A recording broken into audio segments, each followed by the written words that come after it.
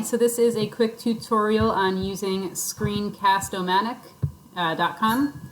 To use Screencast-O-Matic, you navigate to this website, https://screencast-o-matic.com. You click on Launch Free Recorder, and it gives you some settings that I can't show you, but essentially you can choose either to do video only, audio only, or both. I'm doing both right now, and then you have these three options if you're doing both to show your face either as the big screen, a little screen, or not at all, but then you just have sound.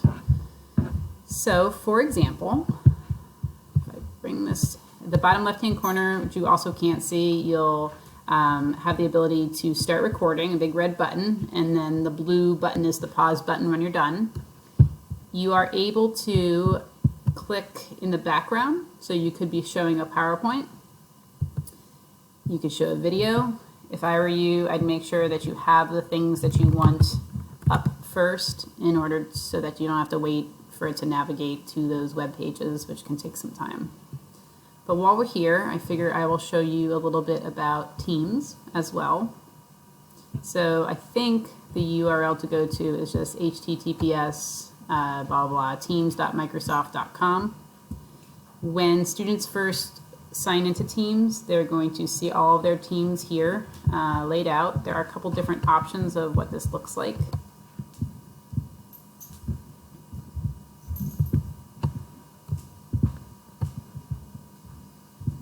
You can create or join a team.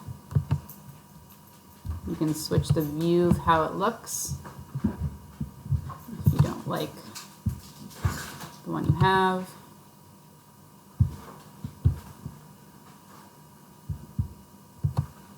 So now it looks differently.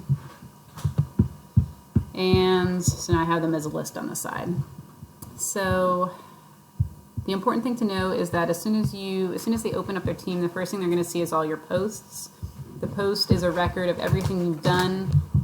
It's all the assignments that you've given. It just lists it there in the order that you do it. Apparently you can't move them around at all, which is frustrating but true. You can link your files and upload your files. The class notebook is a space where you can add information, and then you have a couple options of what that looks like for the student's end. So if I set up a OneNote class notebook, it can be blank, and then it could be either a collaboration space, it could be a content library, or you could use it as student notebooks, private space for each one. If you wanted to, the teacher can see that content. You could have students replying to different prompts in this area. Assignments is the most important tab, I think. This is where you're putting all your documents and your information. It takes a little while to load, but let me navigate to one I have a little more information on. So in here I have my welcome document, and from the student view I have just a URL that I've posted there, but let me show you, I'll make a new one. So in geometry,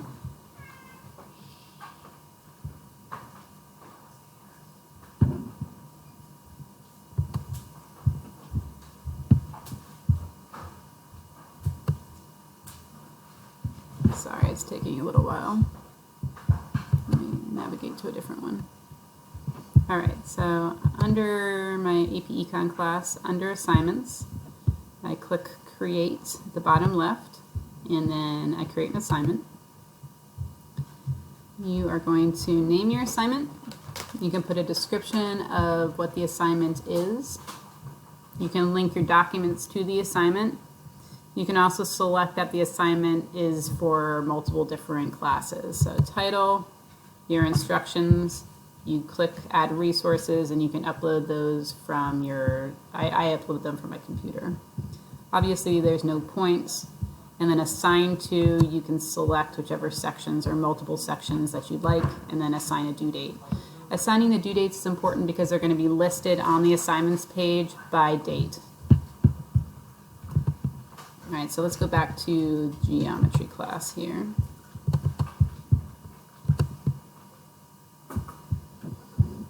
I can do it from Econ. Alright, so from Econ, these are in the order that I assign them. where the 3 dots are, you can manage your team. When you manage your team, you should see all of your students that were preloaded into that team. If the student is not supposed to be in your team, like all the students that were originally signed up for your class but transferred or moved for whatever reason, you can remove them by clicking on the X button. And you can click Add Member and add in all the students that are not there for whatever reason. You just start typing their name and you can add them one after another. And click Add and then close. Or just click Add and then it'll add them. If you haven't already activated your classes, when you click on your team, it should say Activate up here. If I were you, I would do the Manage Team part first and add members and get rid of members before you activate it, because when you activate it, it's live for all of the students to see. All right, well, when you're done creating your video, you're going to click in the bottom left-hand corner and you're going to pause the video, and then it'll give you a couple options. It's going to give you options to well, actually, first it'll generate an example of what it'll sound like, so I would recommend that you play that and hear it and listen to it. And then when it's done, you can either, you can't edit it unless you sign up for the advanced package, which costs money. But then you can either save it or post it to YouTube. If you save it, you can save it right to your desktop. Just make sure you change the name to whatever you actually want it to be called. Otherwise, it'll be recording number 15. And then if you want help setting up a YouTube channel to save it to, I can help you with that. It's free, it's private, and then essentially it'll just generate a link for you to add to your page or your assignments, so that students can hear what you've done and see you doing it. All right, thanks so much. Bye.